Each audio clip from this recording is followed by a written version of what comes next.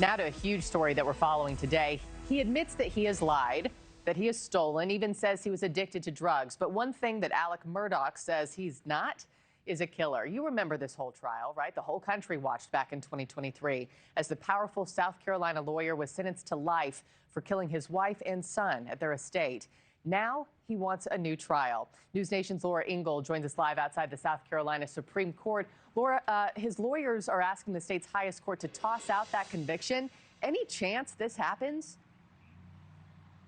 You know, anything is possible, right? If we've been watching the front of this courthouse all morning long, there was a long line of people that came to observe this date that has been on the calendar for the defense, a long-awaited date, February 11th, for when this appeal could begin. And as we take a look at the very entrance of this courthouse, I can tell you that Alex Murdaugh's defense team just walked through those doors. This hearing set to get started at 9:30 Eastern as the 5 justices for the South Carolina Supreme Court will hear those arguments from both sides on the defense's request to get Murdaugh a new trial in his double murder conviction. And as you mentioned, Alex Murdaugh has been convicted, but he is not required to be here in court today and will not appear, according to his defense team. But the legal fight is a big one and will be handled by that original defense team we just saw arrive.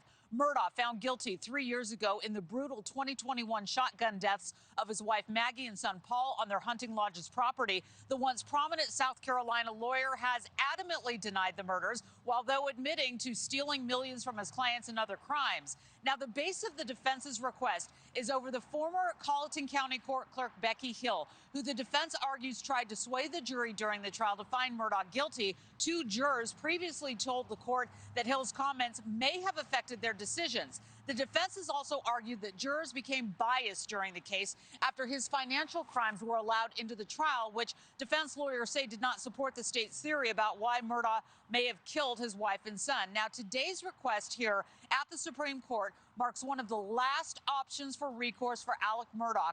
If the court doesn't allow a new trial, he would only be able to ask for his case to be reviewed in the federal courts. And it's important to note, Markie, that even if his murder convictions are thrown out and a new trial is ordered, he still will be in prison on that 40-year sentence for his financial crimes as well. As far as the timing on all this, no decision will be made today because the Supreme Court doesn't rule from the bench, and it'll come in writing, and it could actually take months. We're expecting a press conference today from the defense after it all wraps up.